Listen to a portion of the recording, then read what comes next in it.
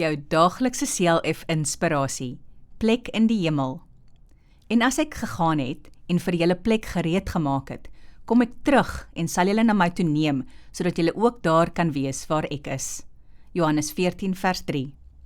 Die disippels kon nie eintlik verstaan dat Jesus moes weggaan nie. Hulle het nie geweet dat hy hemel toe gaan nie. Hulle kon ook nie verstaan wat hy daar gaan maak nie.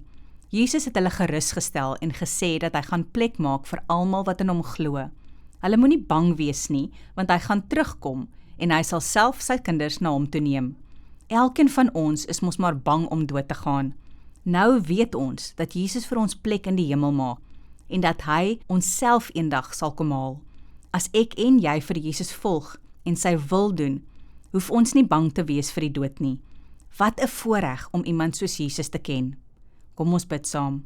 Dierbare Here, dankie dat U self vir my na die hemel sal neem. Amen.